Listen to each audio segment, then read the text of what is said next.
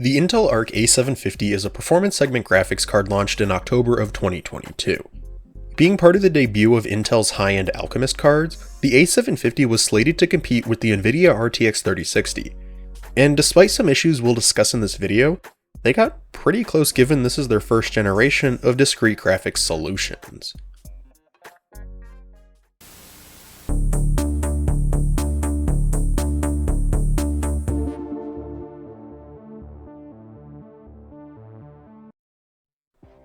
Before we get into this video, I'd like to say not to forget to leave a comment if there's something you think I missed in this video. Whether it be technical discrepancies or your own personal experience, I'm interested in what you have to say about this card, and I can't wait to see what the general opinion seems to be. Without any more to preface, let's dive into the Arc A750 and determine its value and positioning in the current somewhat competitive GPU market. Right off the bat, the Arc A750 is an attractive graphics card that does away with fancy RGB lighting and angular shrouds in favor of a more Nvidia Founders Edition type of style. Aesthetically speaking, everything is either matte black or reflective chrome, and what's weird to feel on an electronic is the rubber coating on the bottom of the shroud surrounding the fans. It doesn't feel cheap, and although the shroud and backplate are made of plastic, it just looks visually pleasing and feels premium in your hand. The backplate also features the model name and brand of the card, and there's a white illuminated Intel Arc logo on the side of it. The A750 doesn't light up like the A770 does, but I think that what's presented here is pretty tasteful, in the same vein as my prior RTX 3070 Ti review. When it comes to heft, it's a pretty heavy card, but it seems to be because of the density of the heatsink, as the card itself is physically unimposing and only 2 slots deep. This combined with the relatively manageable 225 watt total board power, means that the cooler on the card has more than enough grunt to keep the GPU die cool, quiet, and clock speeds high. Just to give you an idea as to how the heatsink performs, it never hit or went above 80 Celsius during any game sessions. Even when the card is pegged at 100% usage with ray tracing on, temperatures settled at around 73 Celsius, but in the worst case scenario peaked at around 78. This was achieved with the 2 fans set to their stock settings, and during use never became audibly distracting. You can definitely hear it, but it's not loud like I would say my 3070 Ti can get sometimes. This, especially when compared to Nvidia's older 10 and 20 series Founders Edition flavors, is significantly improved over the constant 83°C temperatures and resulting clock throttling. Not to mention they sound like my guinea pigs when I'm feeding them. When it comes to power requirements, the card's 225 watt TBP is actually worse than the RTX 3070 and 3060. But I will say that Intel's metric measures the power draw of the entire graphics card, whereas Nvidia only measures the power of their GPU core. I can tell this because not only does the core power of the Arc A750 never really go above 190 watts, but it usually hangs out at around 140 watts, even when I give it the ability to draw more power. This flavor features an 8+6-pin PCIe power connector, which while thankfully not featuring one of the new 12 or 16-pin PCIe 5.0 connectors, is somewhat restrictive if you're looking to tune this card once software like MSI Afterburner finally catches up and enables support for these GPUs. For the specifications and performance presented, I think the power draw of this card is a little bit high for what's there, but it's not ridiculous like some other cards on the market. It will allow for this card to run on more inexpensive power supplies and to fit into a wider variety of systems. To communicate and transfer data to the rest of your PC, the A750 comes equipped with a 16-lane PCIe 4.0 connector and controller, capable of 32 GB per second of bidirectional data transfer. While this card isn't PCIe 5.0 capable like Intel's own Alder Lake CPUs, the bandwidth on tap is more than enough to fully saturate the onboard GPU and memory. And even with resizable bar, you'll be more than fine running PCIe 4.0. Speaking of, if you're looking at picking up one of these cards, be aware that it basically requires resizable bar to get performance that's anywhere close to playable. I didn't take benchmarks with resizable bar off, but if you want me to make a dedicated video on it, I'd be more than happy to because it's something I think is very important with the Alchemist lineup of cards. With it off though, just know that the overall average performance is depressed, but the 1% lows are affected most severely. Things just become a stuttery mess, so make sure the setting is turned on in your motherboard settings. I'd also note that it will work best with a PCIe 4.0 capable CPU and motherboard. I believe the Z390 motherboard I've got technically supports resizable bar on 9th gen chips, but since those are limited to PCIe Gen 3, you'll run into performance bottlenecks. Stick to Intel Rocket Lake and LGA 1700 platforms for the best stability and performance.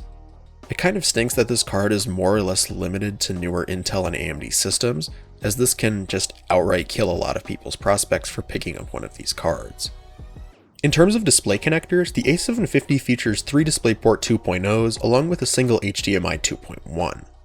For driving my 4K monitor, these ports work perfectly and would allow me to upgrade to more displays if I wanted to in the future.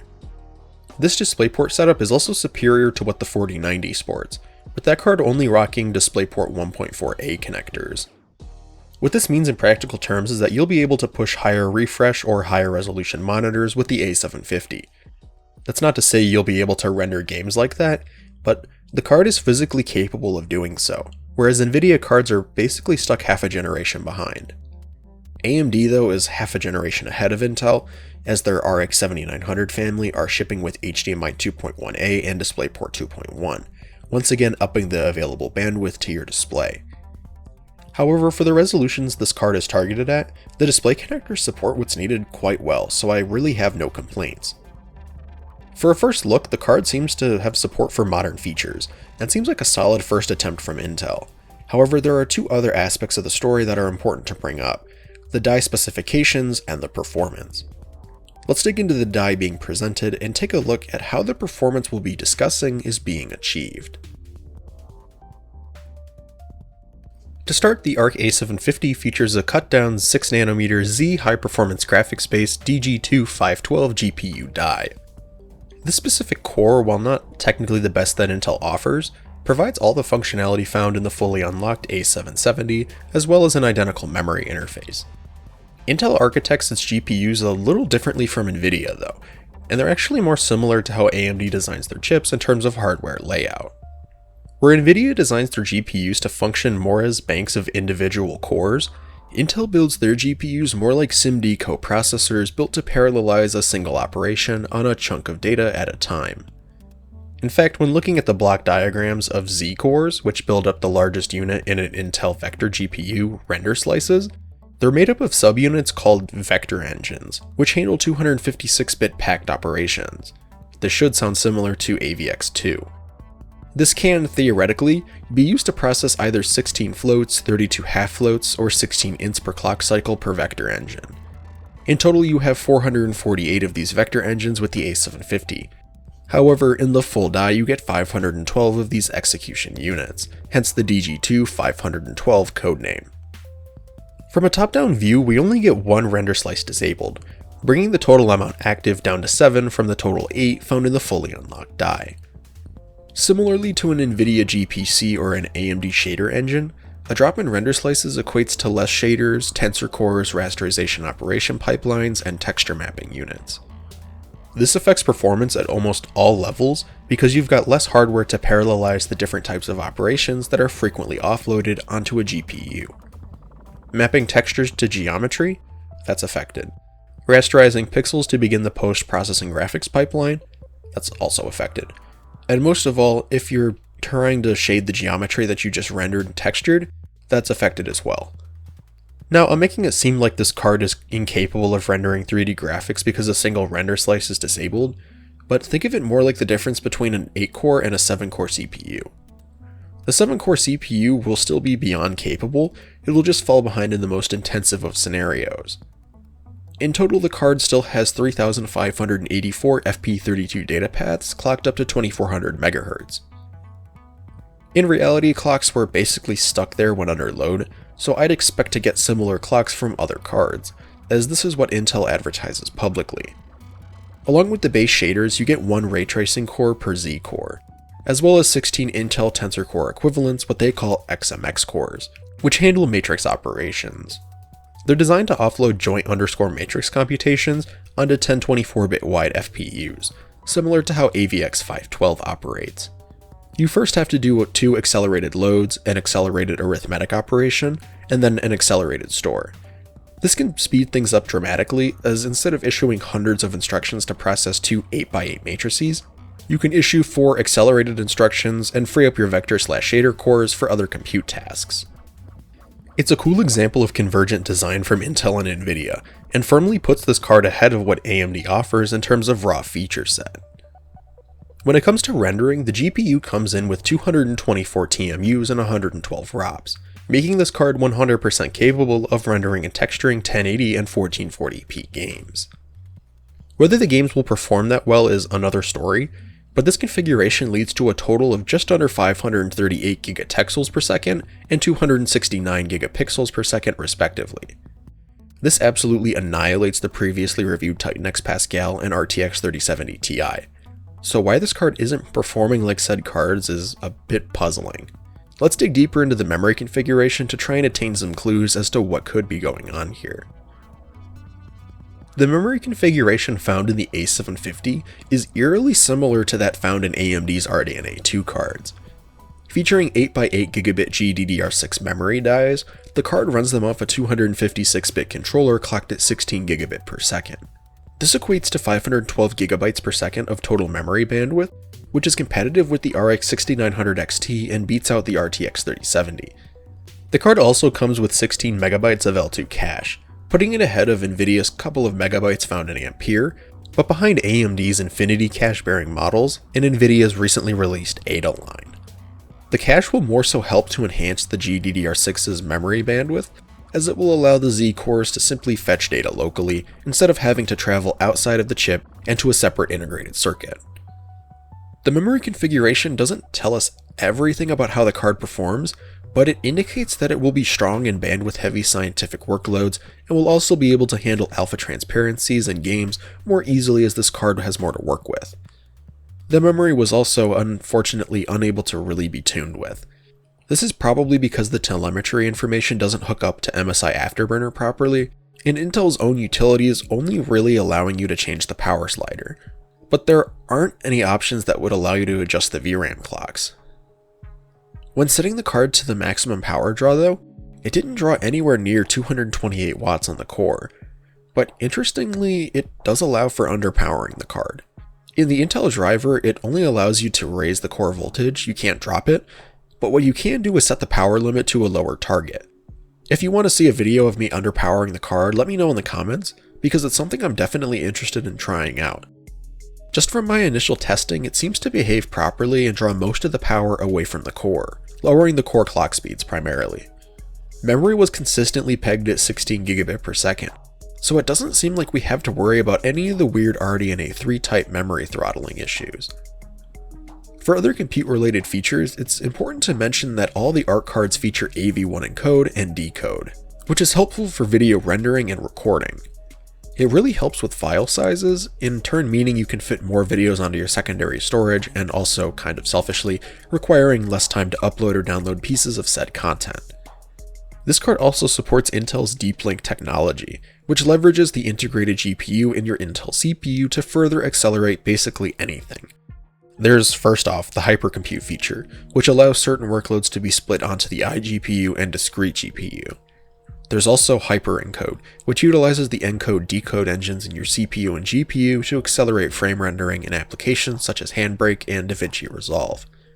I'm sure as time passes, more software will integrate Intel hardware acceleration, but for now the programs that it does work with are rather impressive.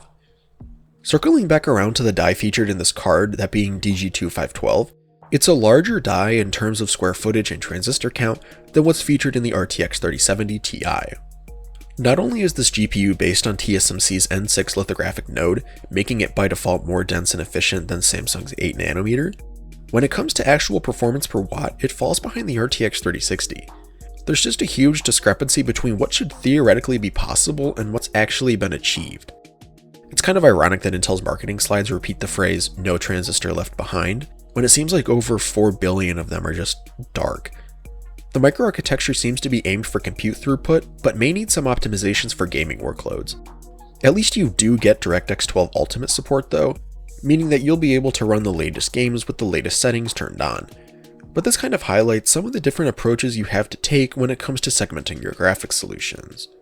Let's see how the card performs in games though, just to get an idea as to where the card falls in terms of relative performance. To test the Arc A750, we'll be using my personal system, a mid-range build featuring the i7-11700K clocked to 5 GHz all-core, 64 GB of dual-rank 3200 megatransfer per second DDR4, and the PCIe 4.0 capable Gigabyte Z590 ultra-durable motherboard. I have a new Z590 board coming in the mail, but for this review the Gigabyte board will perform just fine, and will allow the graphics card to reach its maximum potential.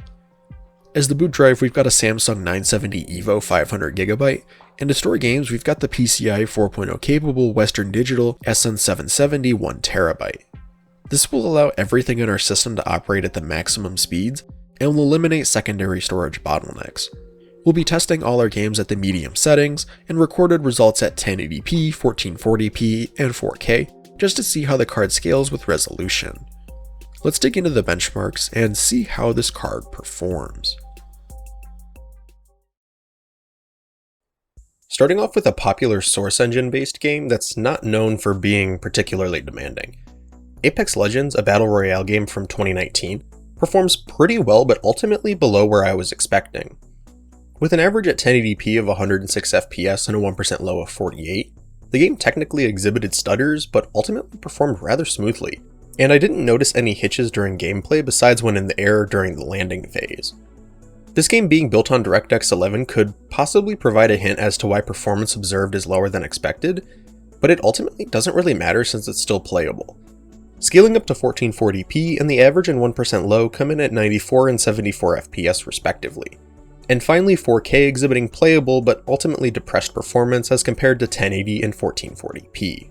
All resolutions were playable on this card, but if you're looking for an ultra-competitive experience, then lowering the settings further would probably help gain you some sweet frames. Our first Unreal Engine 4 title and Xbox One destroying beast, Ark Survival Evolved, performed better than expected given this game is notoriously more demanding than Apex Legends. At 1080p, the average and 1% low of 128 and 106 FPS hint that this game is still very playable with very little stutter at these settings. Even though this game is also built on DirectX 11, it still performs pretty well, hinting that there may be some subroutine optimizations that this card can take advantage of. Or it could mean that this card performs inconsistently between games on the same API. Either way, it seems to be a fluke and not something that's been done intentionally. Moving up to 1440p, and the game was still playable, with a respective average and 1% low of 111 and 96 FPS. 4K was also playable, with 1% lows coming in at 64 FPS and the average at 75. Would I personally play this game at 4K? Probably not. I'd rather play the game at 1080p with higher quality visuals and at a locked 60 FPS. But either way, this card can provide you the opportunity to get into some very light 4K gaming with Ark. Up next is a Frostbite engine game, and despite it being built on DirectX 12, it doesn't perform all that well. Battlefield 2042, a notoriously difficult to run game at higher settings, actually performs pretty well at 1080p, but falls off pretty hard at 1440p and 4K. The average and 1% lows start off promising at 1080p, with 111 and 71 FPS respectively, but the 1440p figures don't seem to properly convey that this game was stuttering. It got significantly worse at 4K, but I'm not sure what's causing this. It could just be a lack of compute performance, or maybe this game is just poorly optimized. Either way, if you're eyeing an Arc A750, stick to 1080p in this game because you probably won't have that great of a time at resolutions any higher. It's unfortunate, but could also be slightly remedied by turning down the settings to low, or enabling the dynamic resolution scaler, which would help to stabilize your frame times. I wouldn't recommend picking this card up if you're wanting to primarily play Battlefield 2042, but just to see if it was a Frostbite engine issue, I also ran benchmarks on the much older Battlefield 4. The results were significantly improved, with the averages coming in at the engine framerate limit at 1080p and 1440p, and then averaging 144 FPS at 4K, making it high refresh rate playable. The performance issues experienced by Battlefield 2042 are definitely just issues with that game, and if you're looking to experience the older Battlefield games, it would be a blast. Our next title is another Source Engine game, however this time it's based on DirectX 9. CSGO, a game that's been popular since I was in middle school, actually received a doubling of performance in Intel's December 3rd driver update. However, given that my 3070 Ti maxed out my 11700K at over 300 FPS, I think it's safe to assume that the A750 is what's bottlenecking the system. The performance also scaled with resolution, once again indicating a GPU bottleneck, as opposed to a CPU side one. The average at 1080 and 1440p were 256 and 242 FPS respectively, and at 4K the average dipped down to 151. The maximum frame rate scaled the most prominently between the resolutions, however the 1% lows being relatively flat indicate that there was very little stuttering going on.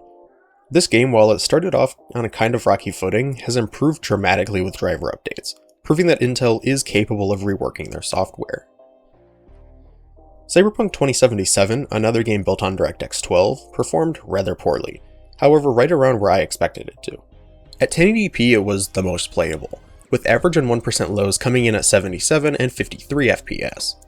This performance indicates minor stuttering, but during gameplay it wasn't all that noticeable. Moving up to 1440p and the average hung at 60 FPS, but the 1% lows came in at 45 FPS, which isn't terrible and is still playable. 4K though, and I'm not sure why, just felt sluggish, which is strange given I've noticed that this game usually feels pretty good at 30 FPS. The 1% lows came in at 30, with the average at 37 FPS, meaning it should feel fine to play, but it felt like my movements were super slow and sort of delayed. This is part of the performance profile that I'm kind of stumped by because it doesn't exhibit this behavior on older Nvidia cards that run the game much more poorly. It was strange, but if you want to play some Cyberpunk on the A750, I would stick to 1440 or 1080p, as you won't experience any of the weird control issues. Up next is our first id Tech 7 based game, and I have to say that even at the medium settings, everything looks amazing. Doom Eternal, written using the Vulkan API, performed excellently and was playable at all resolutions.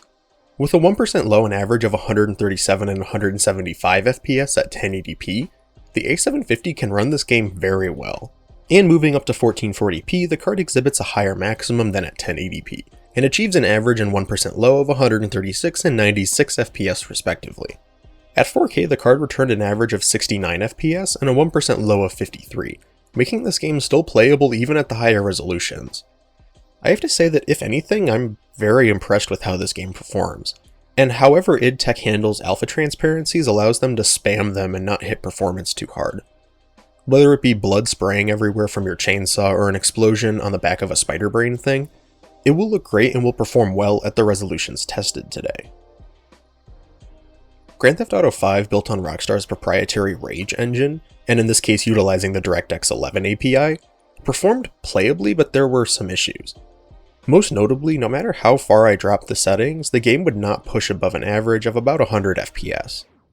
I'm not sure if there was an issue with this game or if it's the API being utilized here, but Red Dead Redemption 2 doesn't have this issue.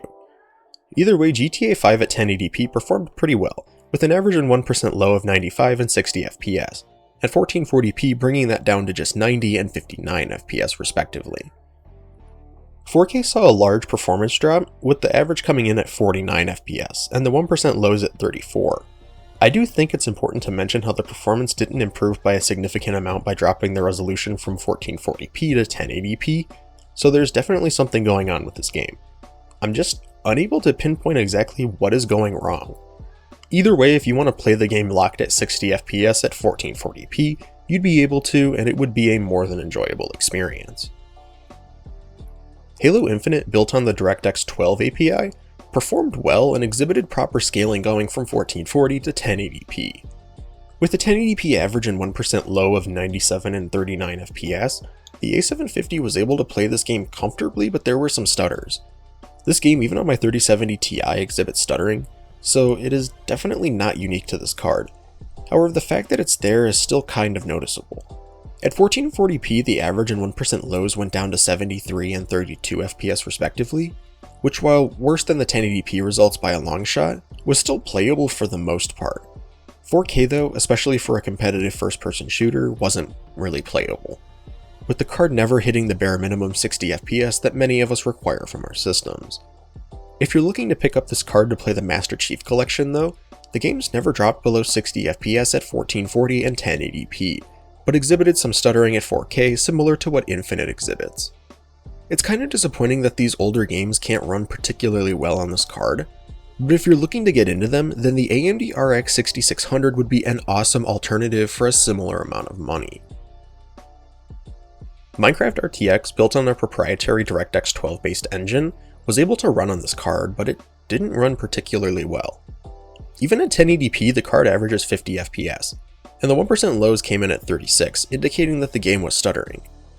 This was technically playable, however I'd rather just play this game with shaders as it will run much better. At 1440p and 4K, the performance wasn't playable either, but the fact that it can run this feature this well, and it not being a literal slideshow, is impressive as it shows the strength of the ZRT cores, and how they are catching up to Nvidia.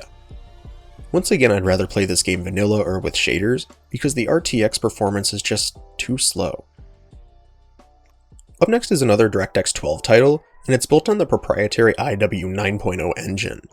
Modern Warfare 2, a game that has been historically sold with Arc GPUs, performs alright at 1080p with an average and 1% low of 75 and 40 FPS respectively.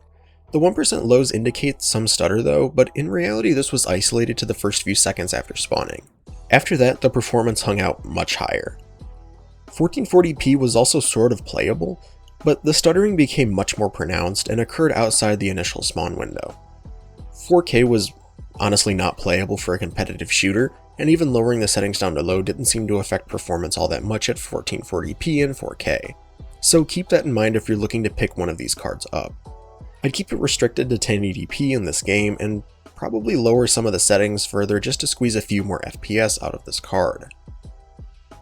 Up next is a DirectX 11 title, Overwatch 2, and despite the older API, it performed very well at all the resolutions tested.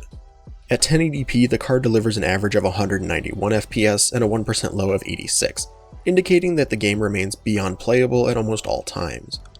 Moving into 1440p, and the game returned an average of 150 FPS and a 1% low of 114. This also remains playable, and although the average and maximum performance is overall depressed, the 1% lows improved dramatically by jumping up to 1440p. At 4K, the game is still playable, with an average and 1% low of 75 and 53 FPS respectively, but like most of the other games we've discussed, I'd stick to 1440 or 1080p as that performs much more smoothly, and doesn't run into much unplayable performance. This game also seems to just run well on anything, so keep that in mind if you're looking to pick up an A750 to get into Overwatch. Our next game is another Unreal Engine 4 title, however this time utilizing the DirectX 12 API. PlayerUnknown's Battlegrounds has been popular for years now, and the performance on this card reflects its relative popularity and subsequent effort to optimize. At 1080p, the average and 1% lows came in at 182 and 117 FPS respectively, and dropped to 135 and 101 FPS at 1440p. 4K remains surprisingly playable as well, with the average and 1% lows clocking in at 72 and 58 FPS. It seems like utilizing DirectX 12 really helps PUBG's performance on this card, and if you're looking to pick up an A750, it might be worth looking into lowering the settings further, and then rocking the DirectX 12 renderer. It seems to help performance a lot, and I can't recommend using it enough. This card seems to be well suited to play this game up to 4K, but to be safe I'd be most comfortable recommending for 1440p and below.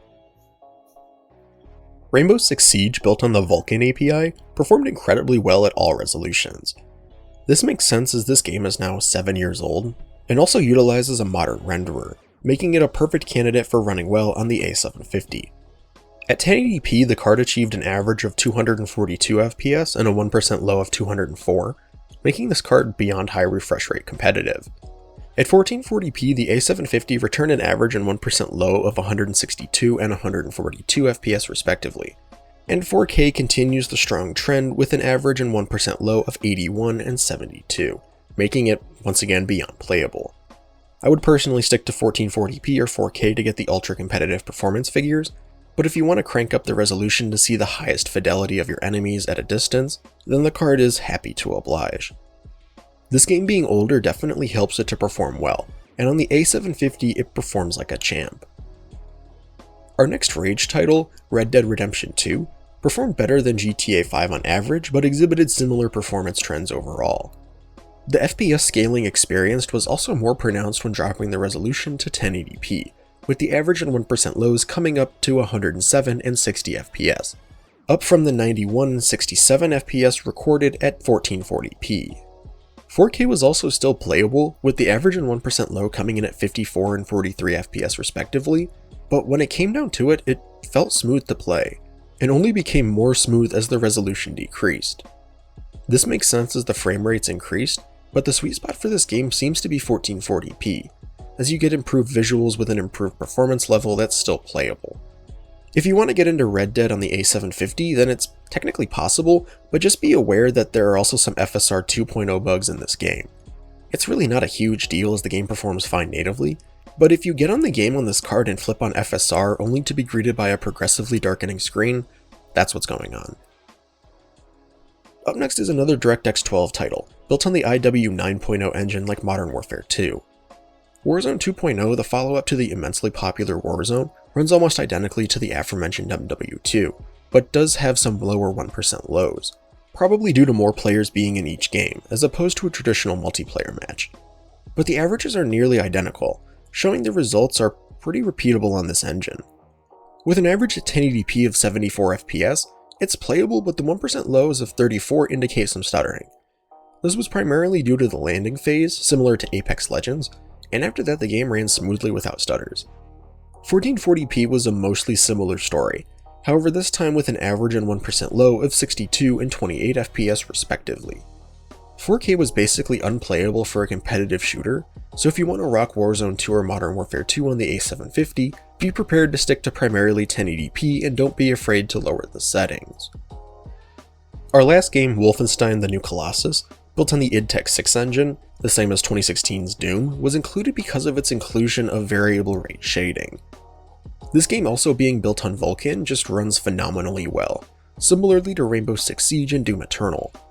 At 1080p, the average and 1% low came in at 238 and 150 FPS, and at 1440p, the 183 FPS average and 110 FPS 1% low proves that the A750 is capable of rendering games at high frame rates. At 4K, while the performance was playable, it wasn't high refresh playable, with an average and 1% low of 98 and 51 FPS respectively. The maximum may mislead a little as it looks incredibly high for 4K, but in reality the performance was much closer to the 90 FPS mark. Either way, the game running VRS, combined with the A750's ability to hardware accelerate it, improves performance dramatically, and I can't wait for its inclusion in other games and their engines.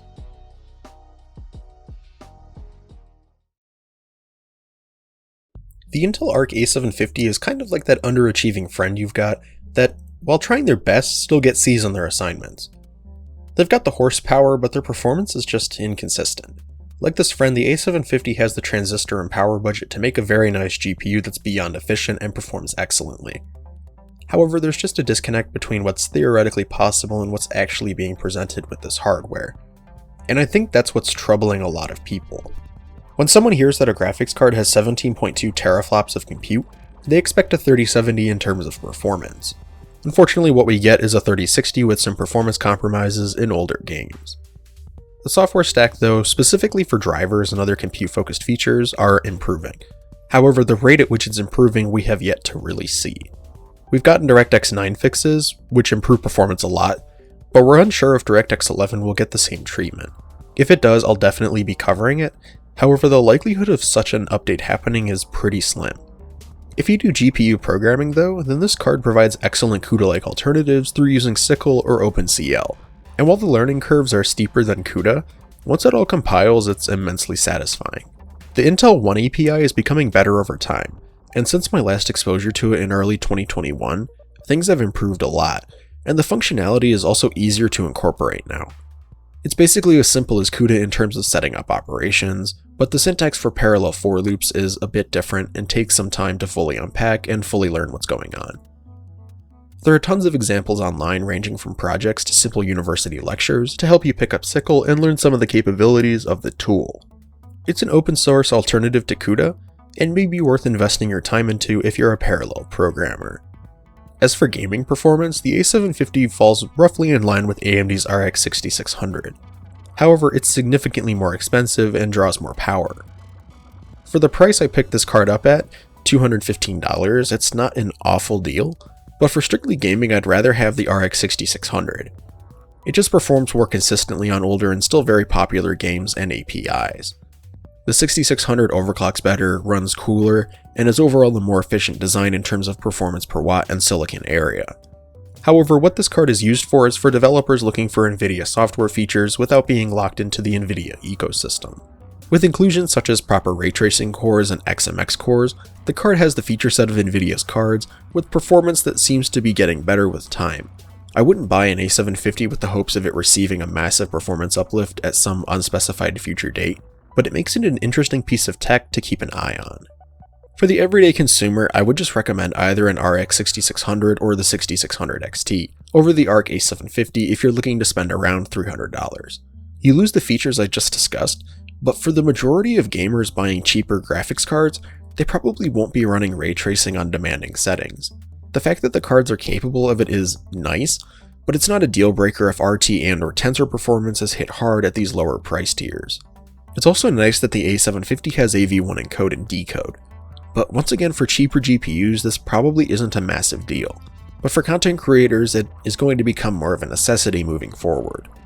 It may not be adopted in the immediate future, but once it is, it'll save you a ton of time and bandwidth, since the files are smaller and it'll require less time to upload. The card featuring other content creation acceleration tools such as Intel's Deep Link also helps to boost creative application performance, and in supported programs such as DaVinci Resolve, it cut render times by roughly 17% in my case. It's a nice technology to include and makes this card more attractive for cost-conscious creators who use supported applications. As for the final wrap-up, I think the entire Arc lineup has potential to offer great performance at a great price. The hardware is there, it's just a matter of taking advantage of it. Specifically, the A750 offers decent 1080p performance at a price that, if found for around the $220 mark, is great, but beyond that I'd recommend an RX 6600 or 6600 XT, as they'll just perform better for the price. For niche use cases, the card excels, specifically in scientific workloads utilizing lower bit depth operations that can fit into the 16 MB of L2 cache. Would I recommend picking up an A750 in early 2023? Well, probably not, as there are better options on the market. But it doesn't blow up or emit ionizing radiation, so it won't kill you if you install it into your system. For developers, this card is definitely worth looking into, but if you're already used to CUDA, then I'd just stick with the Nvidia cards. I think that as time progresses, this card will see more performance improvements and will eventually punch up to the RTX 3070. But in the here and now, it's kind of a tough sell, but it's one hell of a first attempt. So thank you for watching, and if you enjoyed, don't forget to leave a like and subscribe, and click the bell icon so you'll be notified about all our future uploads. Let me know what you think of the Arc A750. From my experience, it's a great first try, but it has a lot of issues that need to be ground out before a second generation comes out. Either way, stay tuned for some more A750 content. Thanks again for watching, and I'll catch you in the next video.